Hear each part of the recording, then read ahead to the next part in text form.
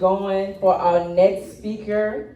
Next, we're gonna have Mr. Hussain Abdullah, and he's gonna just be talking to us about his business and everything. Okay, and so let's keep our energy going. Come on, put your hands together.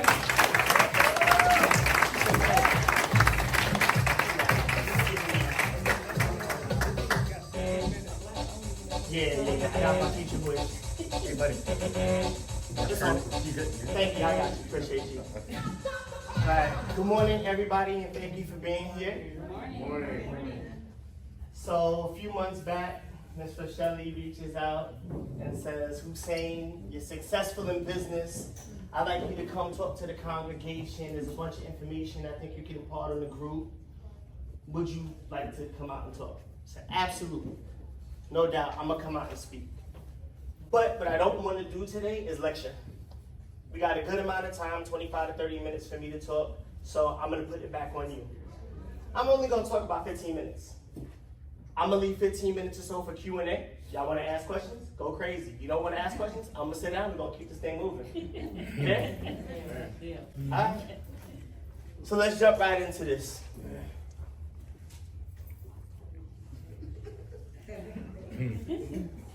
I was asked to talk about success because Ms. Rochelle said that I'm successful in business. And I'm like, I don't know. Like, what is success really? So this is what I want to ask y'all, because I think we have to establish like a quorum.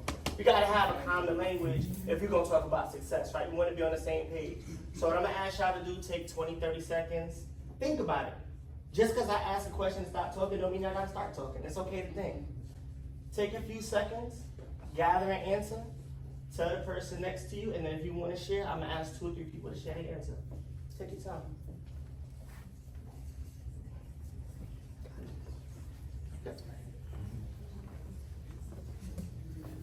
I mean, no matter. Everybody pick up. Y'all take the time. That's it.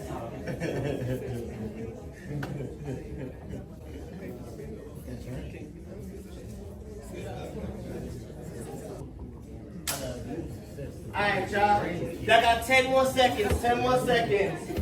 Finish your last thought, and then we're gonna call on a couple people, and then we're gonna see what the room feels. And remember, this is a safe space. There's no right or wrong answers. I definitely don't have all the answers, as you will see by my presentation. So, my man, you want to share this first? Sure. I think success in business is like testing. So I think success in business is basically your business being able to run without you being present, and being able to maintain like a work-life balance. Okay, beautiful. Thank you for that. And I appreciate you for sharing. And I also double-checked before I asked who was going to speak, because I know some of y'all don't want to be put on the spot. We're going to go right to the back with 2 young ladies in blue and blue. Whichever one of y'all want to share that answer, if you wouldn't mind sharing that answer again, then I'll share my thoughts. We both agree that success starts with stability, and it's also goal reaching.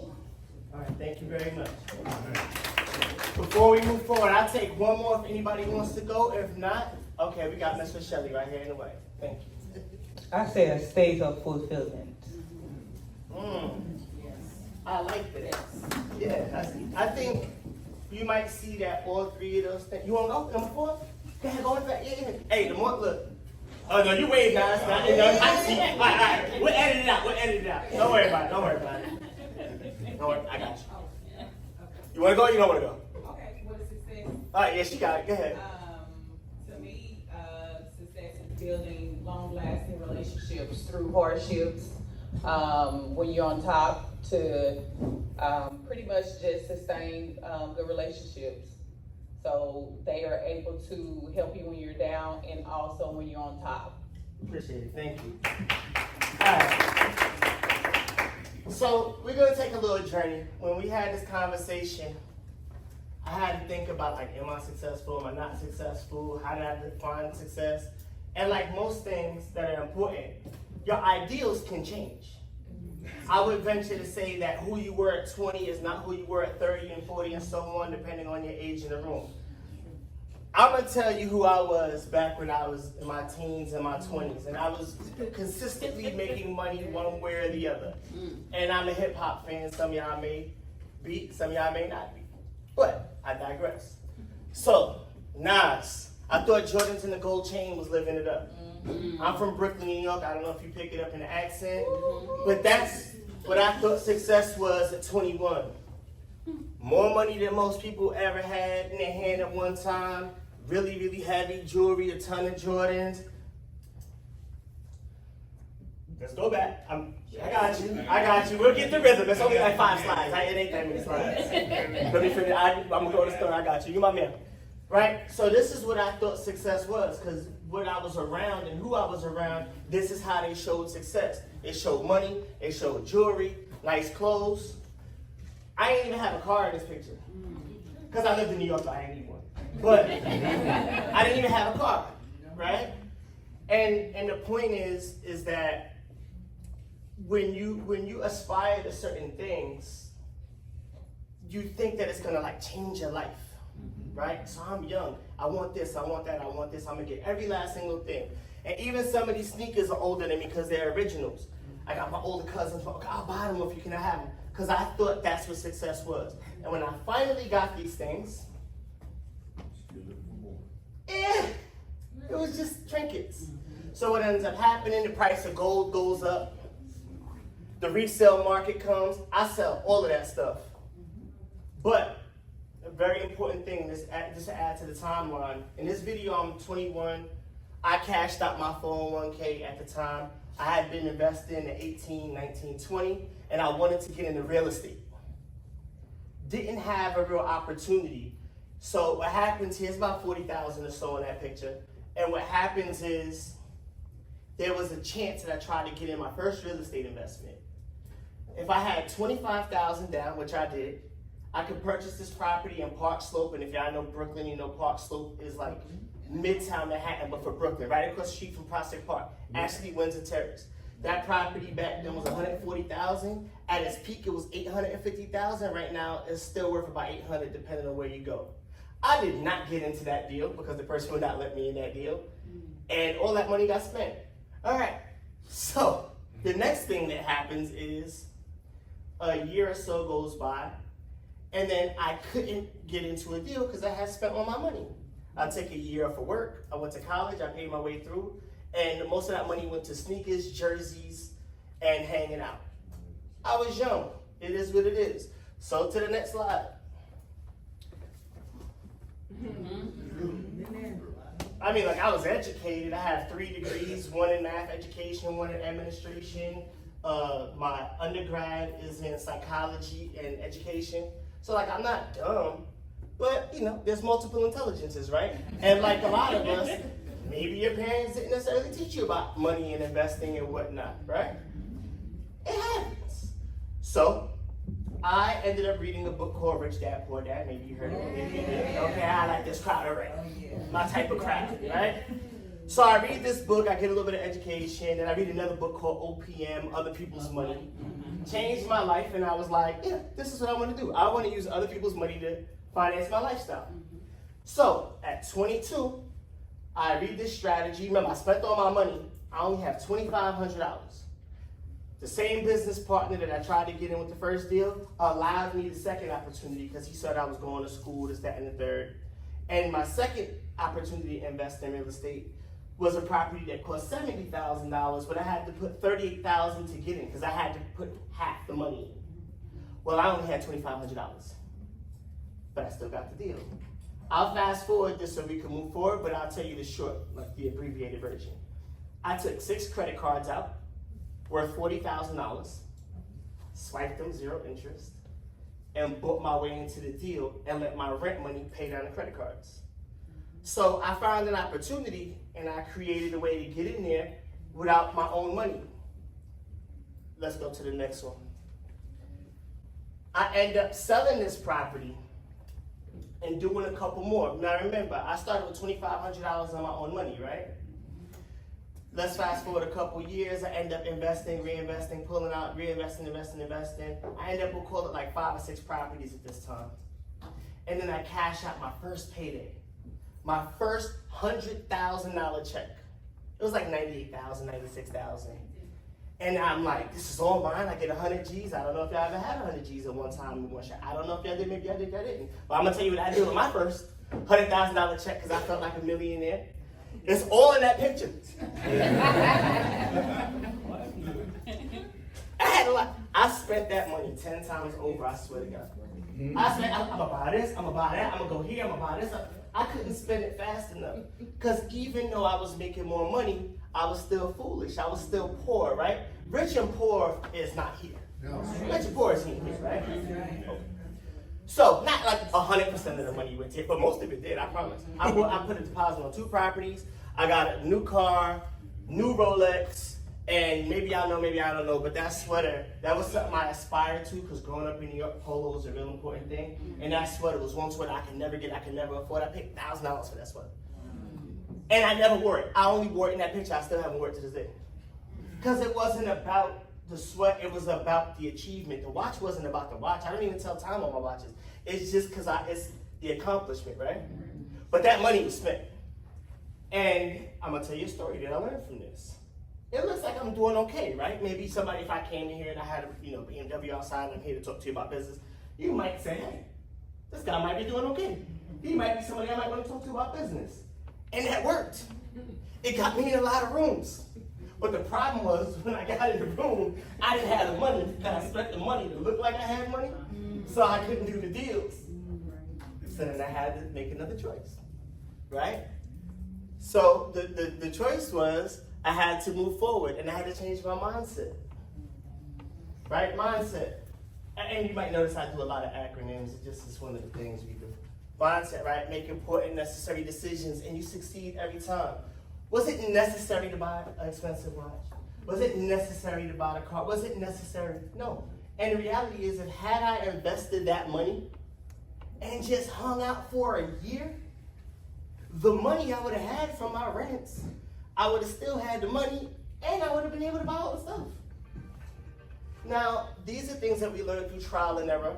I've been investing in real estate almost 20 years. I've been investing. You forget, I ain't gonna say how old I am, but I've been investing for a long time, and I've been learning and building on my own. Didn't go to school for business or anything like that. I had to learn on my own how to figure these things out. I had to get them positions and be like, oh, this was good, this was bad. And it is what it is. And I'm still learning today.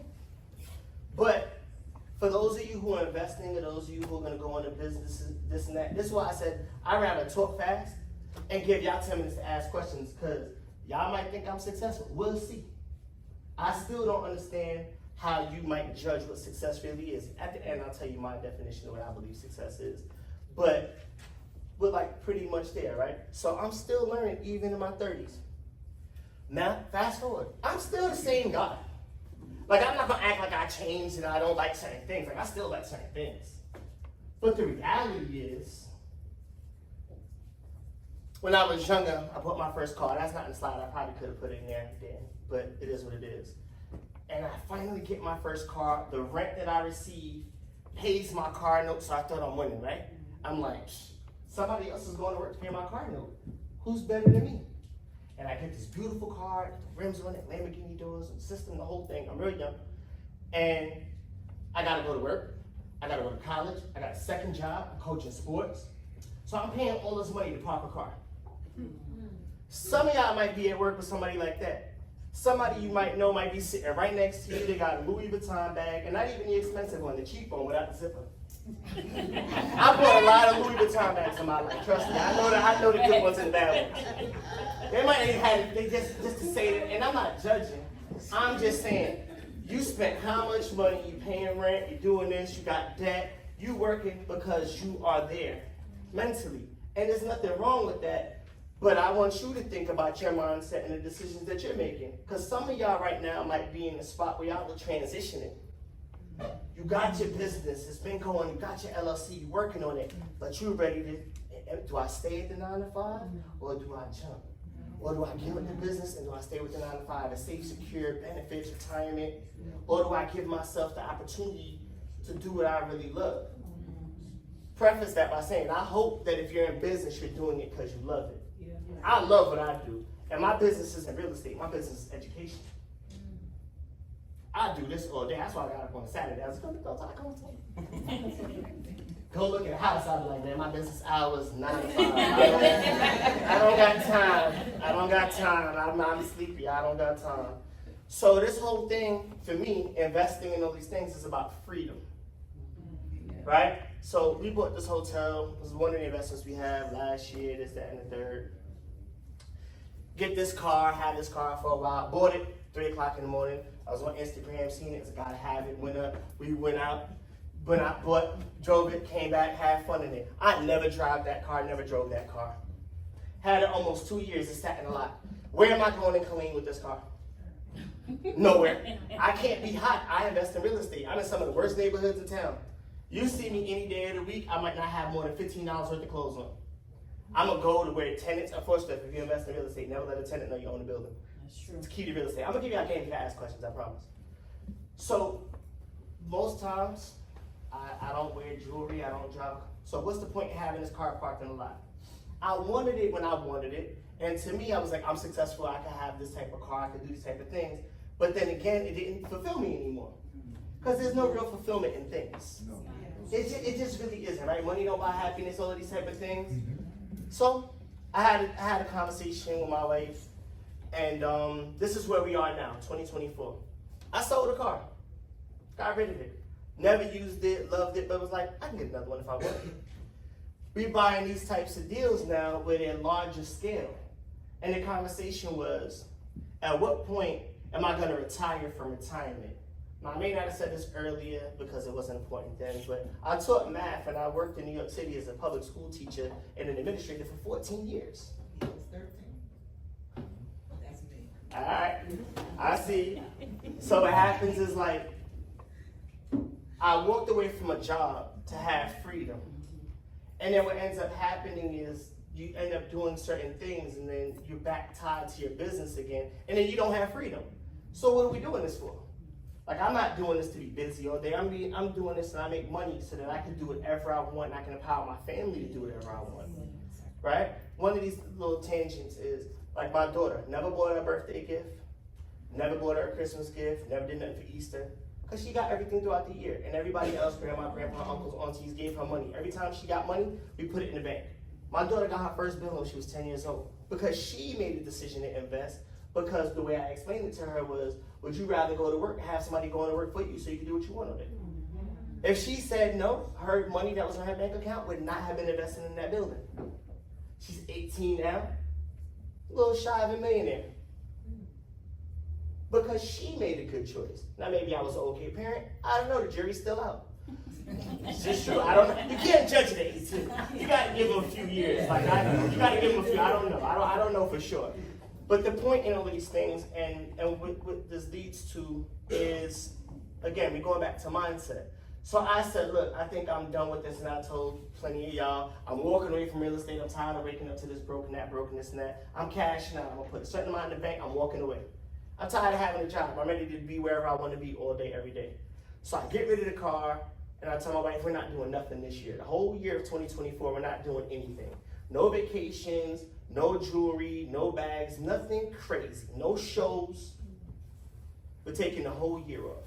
And all we're gonna do is invest all our money over and over and over and over and over again.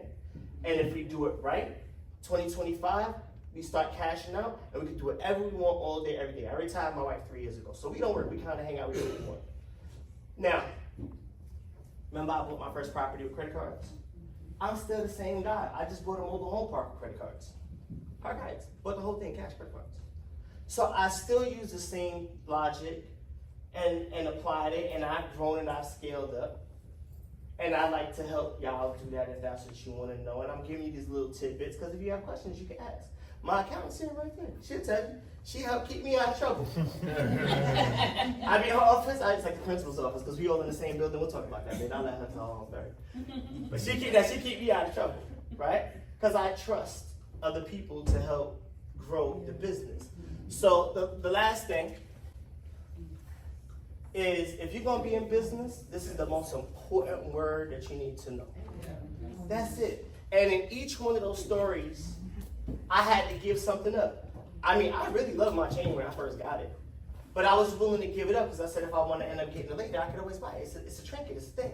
I sold sneakers, I collected them since a teen. I don't need those, I could buy them back, right? The second tier, got rid of the car, did all of these things to sacrifice because I wanted more real estate, because I wanted freedom. Even last year, and even this year. It's not easy, like when Mark Anthony comes to town, and Mark's like, Mark Anthony's coming. Mike Tyson's fighting in Arlington, and it's like, man, I get to see Mike Tyson, but we can't go because I set a rule that I probably shouldn't. Could somebody send me to go see Mike Tyson? So that I can say that I didn't pay for it and we work it out later? That's the type of person I am. That's why I need Melinda to keep me out of trouble. Because I told a lie, I really do. So, all of that said, I want you guys, I know there's some young folks in here. If you're gonna get into business, I'm gonna give you just a couple quick things and then we'll do Q&A. Like I said, I think I'm still on time, so I can end early or you got your questions. If you're gonna go into a business, do something you love. I will work for 100 hours in a week. And my wife said, look, are you gonna eat? Are you gonna take a break? Because I really love what I do. If you're doing something just to make money, it ain't gonna work. Ain't gonna work. And if you are what they call a serial entrepreneur, I got 10 businesses. I do this, I do that, I do this. 9 out of 10 serial entrepreneurs I know still got a 9 to 5. Yep. You can't do 10 things well. You just can't.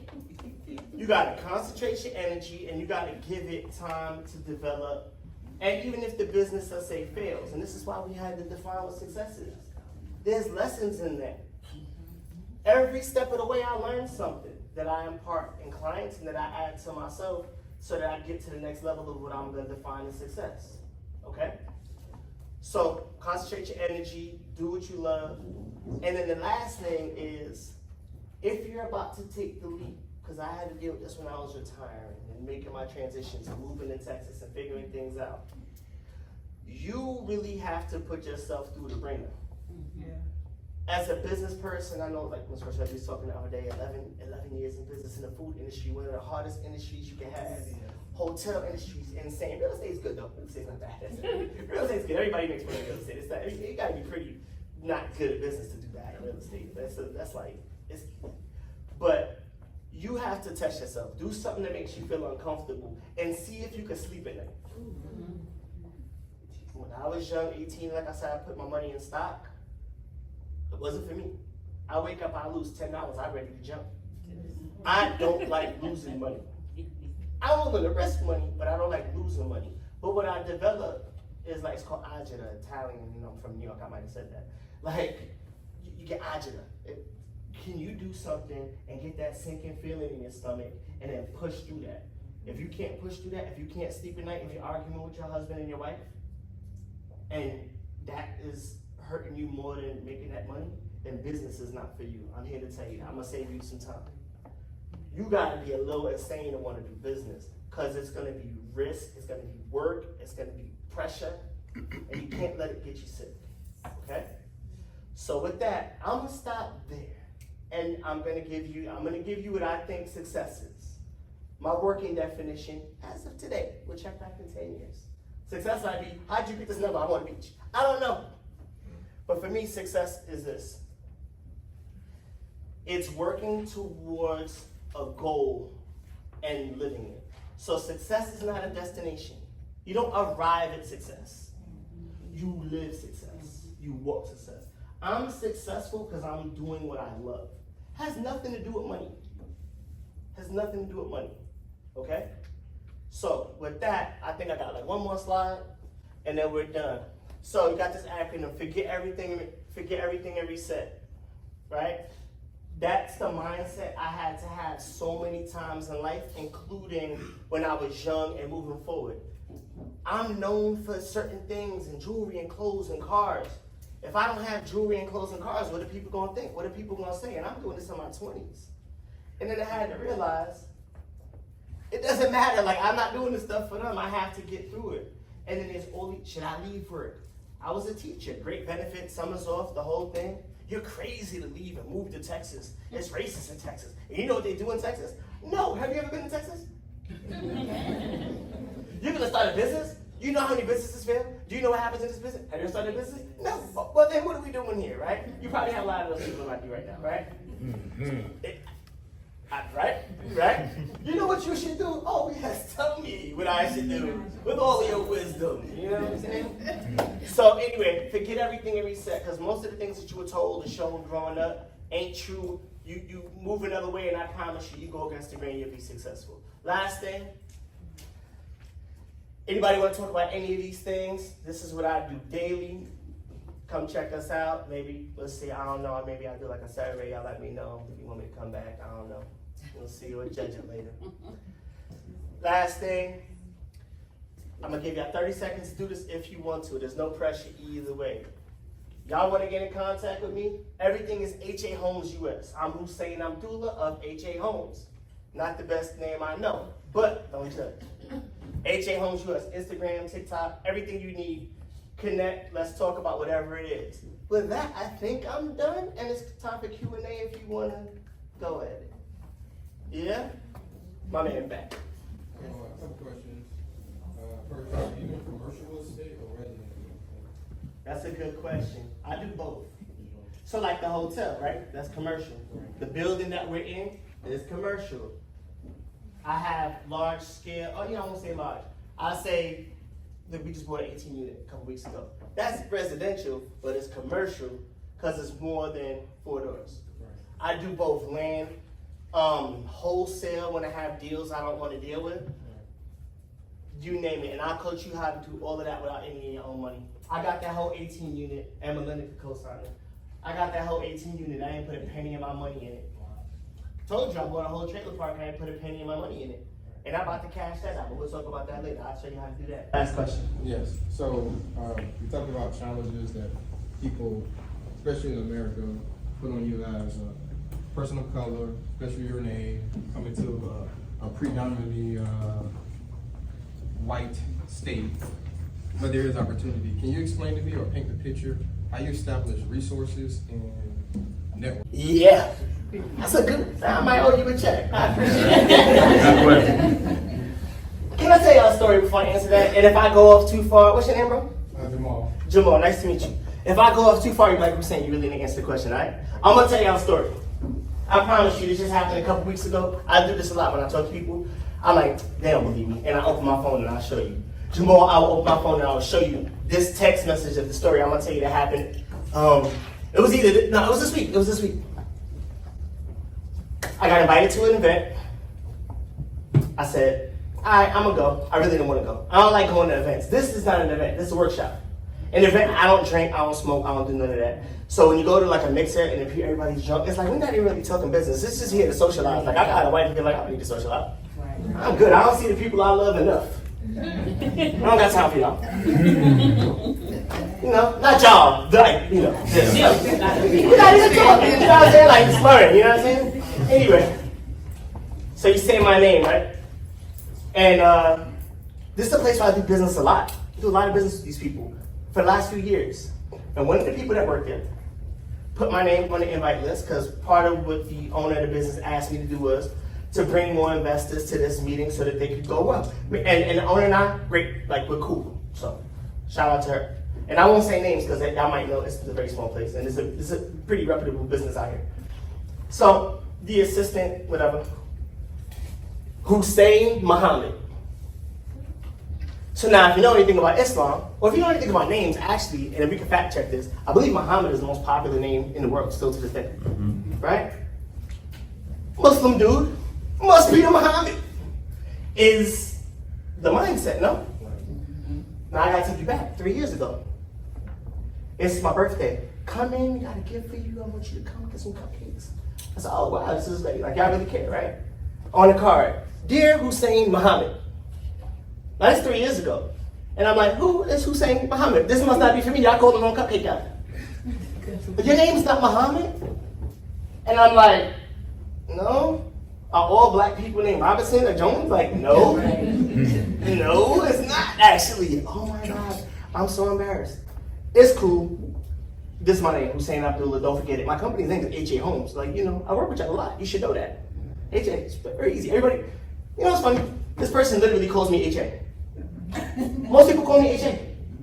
Anyway, but that, right, it's her mindset. It's how she feels about Muslim people. Next day, come back, because I ended up going back, I almost flipped. I go back there to do what I'm supposed to do, because I work with this business a lot. And I go there, she pulls me in the office. Look, I just want to apologize to you. I want to let you know that I didn't mean anything by it. But you know, my dad was at war, and he was in the Middle East, and then I had an abusive ex-boyfriend, and he was Muslim, and I don't like Muslim people. To my face! And I go, okay, I didn't even need to see you, could I just go do what I'm gonna do? And she literally yells at me in her office, door open, everybody in the office hears it, because I'm being weird with her. Oh, wow. I'm like, lady. So I had a decision to make. Do I tell the boss or not? And I was gonna. But I ended up going to New York. I go to New York often. And by the time I come back, she no longer worked there. God took care of it for me. So I ain't even say nothing. Fast forward, really just hired her back a few months ago. She didn't say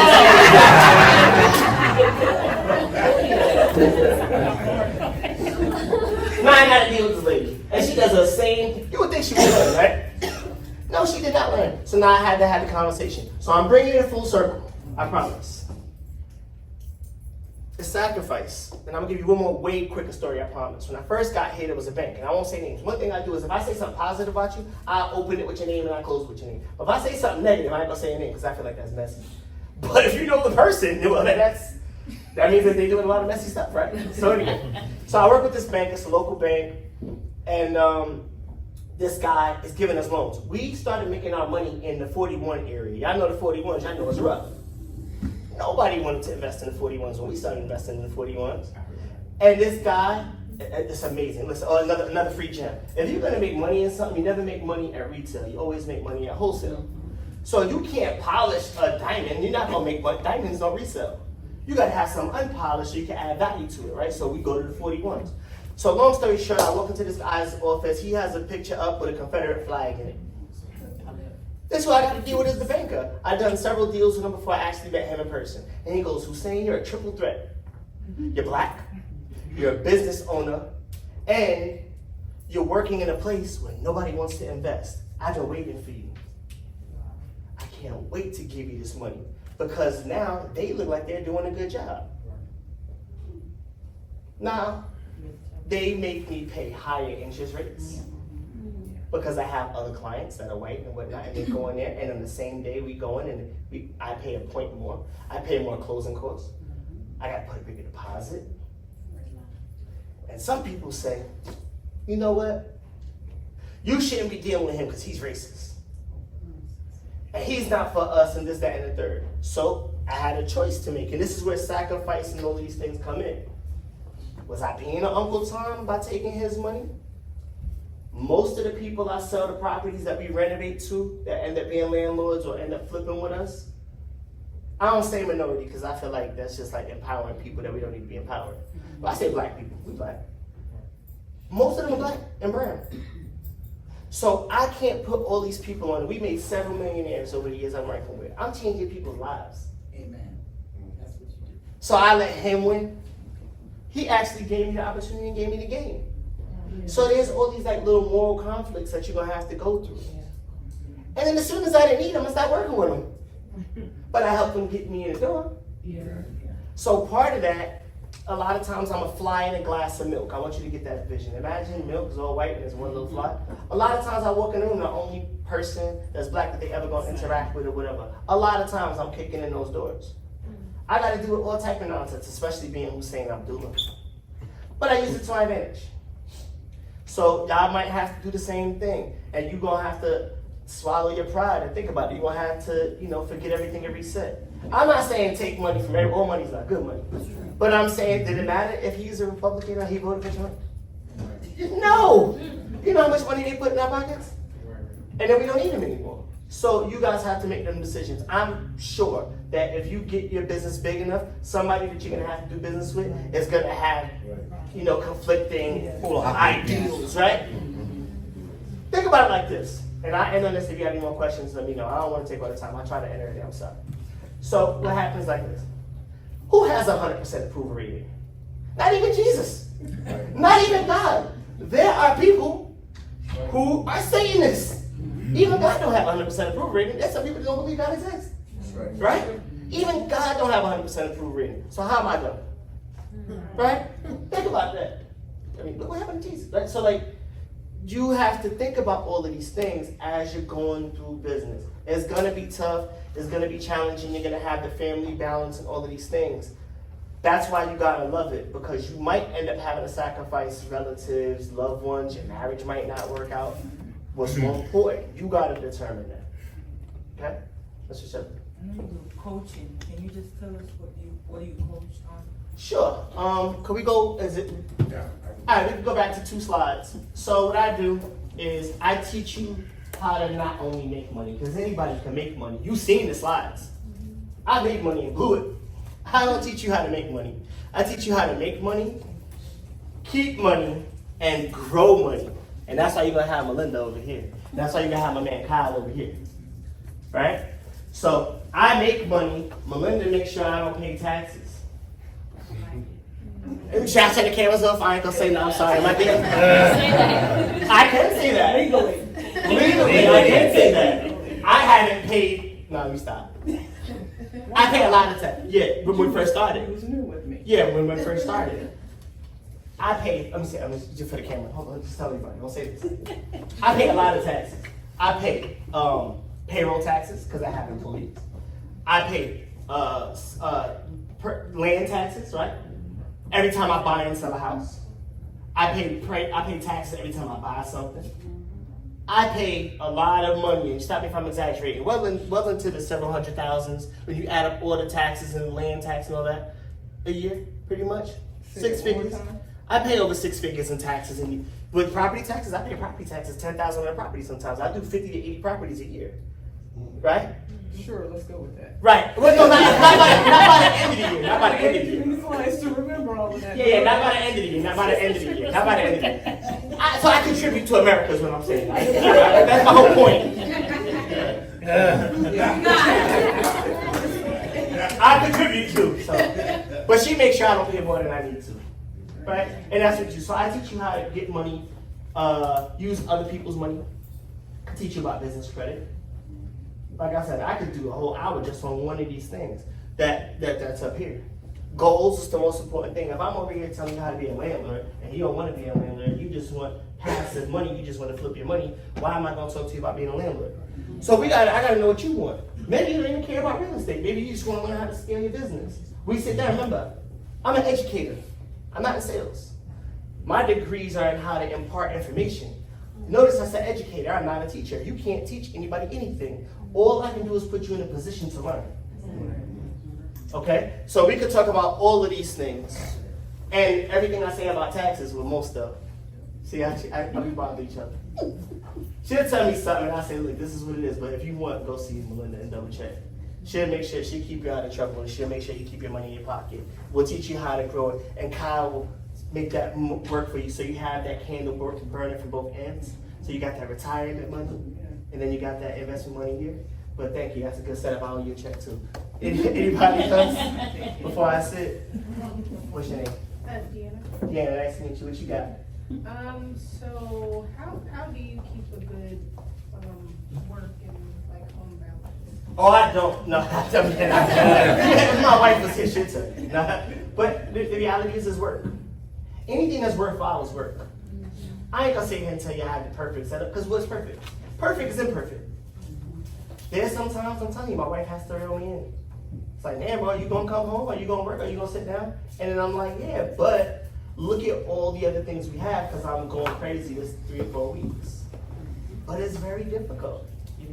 It is, I even give you a better, it's my second marriage. My first marriage, we met when we was young, we both educators, we both gonna change the world through education, and grew apart, because I got tired of the bureaucracy in New York. But I made a conscious decision, it was a sacrifice. I had to leave my daughter to come to Texas. I'm talking real sacrifice.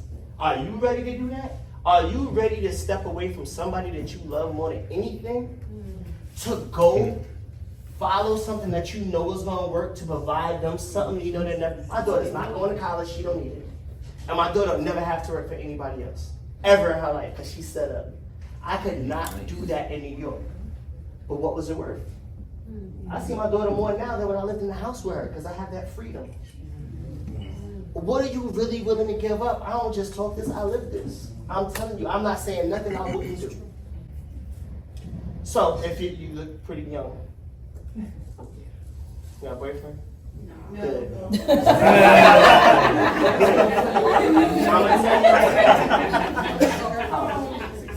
Holy! She's 16. You don't need a boyfriend. You don't need none of that. Focus on you. Have friends. Focus on you, focus on you, focus on you. And anybody that you're gonna be around, if they're not doing what you're doing and y'all don't have similar goals, you don't need them around you. That's right. All right? 16, good stuff. Good job, Mom. I think I said one more, and then I can sit. And I'm also gonna stay if y'all want to talk later. And if y'all don't want, let me know now, and I'll just leave now. Alright, so thank y'all all. All right, let's give Mr. Abdullah another hand clap.